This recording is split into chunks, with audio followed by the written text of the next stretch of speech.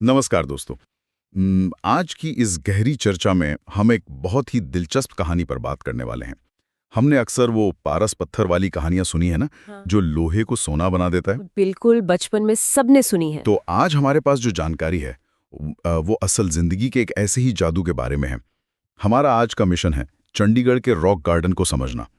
मतलब कैसे एक इंसान ने शहर भर के कचरे को एक पूरे अद्भुत संसार में बदल दिया। और ये कोई छोटी-मोटी जगह नहीं है, ये करीब 40 एकड़ में फैला हुआ है। खैर, इस कहानी को समझने के लिए हमें 1957 में चलना होगा।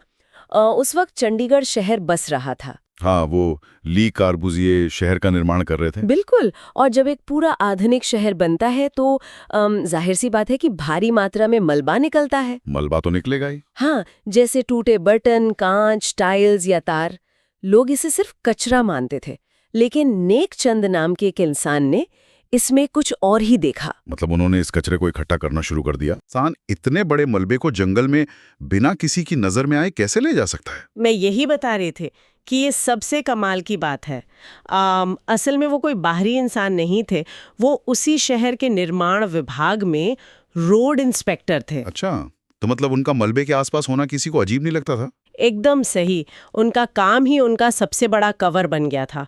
वो दिन भर अपना काम करते और रात के अंधेरे में अपनी साइकिल पर इस कचरे को लाद कर सुखना झील के पास वाले जंगल में ले जाते। बाप रे, सोचकर ही रोंगटे खड़े हो जाते हैं कि किस तरह के जुनून की जरूरत पड़ी होगी इसके लिए। हाँ, और सिर्फ कचरा फेंकने से तो गार्डन बनता नहीं है। उन्होंने नदी के किनारे से अलग अलग आकार के पत्थर चुने और मलबे को जोड़ने के लिए सीमेंट और मिट्टी का इस्तेमाल किया। इसी के हिसाब से इंसान या जानवरों की आकृतियां बना देते। ये तो सच में अद्भुत है। हाँ, और प्राकृतिक ढलान का इस्तेमाल करके उन्होंने छोटे झरने और रास्ते भी बनाए। तो ये सिर्फ कोई कचरे का ढेर नहीं था, ये एक तरह का प्रॉपर जुगाड़ और कला का मिश्रण था। हाँ, लेकिन सबसे ज्यादा हैरान करने वाली बात यह है कि उन्होंने करीब 18 साल तक इसे पूरी दुनिया से छिपा कर रखा। 18 साल? सच में। हाँ। 1975 में जाकर शहर के अधिकारियों को इसका पता चला और क्योंकि ये सरकारी जमीन पर था तो शुरुआत में इसे गैर कानूनी मानकर तोड़ने का आदेश दे दिया गया था। अरे ये तो बहुत निराशाजनक है। मतलब किसी की 18 साल की मेहनत पर बुलडोजर चलाने की तैयारी। हाँ, शुरुआत में तो ऐसा ही लगा था, लेकिन जब आम लोगों ने इस कला को देखा ना तो उन्होंने इसका बहुत पुरजोर समर्थन किया। हाँ, पब्लिक सपोर्ट बहुत बड़ी चीज होती है। ये पड़ा। शुक्र है। हाँ, इसे आधिकारिक दर्जा मिला और उन्हें इसे और बड़ा करने के लिए बाकायदा सैलरी और मजदूर भी दिए गए। और तब जाकर ये वो भूल भुलैया वाला विशाल साम्राज्य बना जिसे लोग आज देखने जाते हैं। आज ये दुनिया भर में रिसाइकल्ड आर्ट के सबसे बड़े उदाहरणों में गिना जाता है। सही कहा।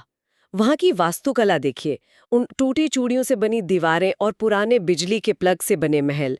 ये गार्डन हमें सिखाता है कि अगर सोच अलग हो तो बेकार चीजें भी अनमोल बन सकती हैं। हाँ, मतलब ये सिर्फ जुनून नहीं था, बल्कि नजरिए का बदलाव था।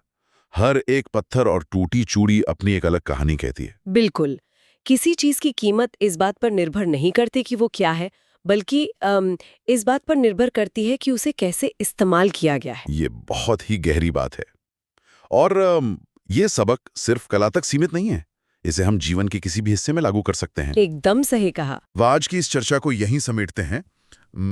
हमने कचरे से बने एक जादुई संसार को समझा, पर जाने से पहले एक विचार करने वाली बात है। वो क्या?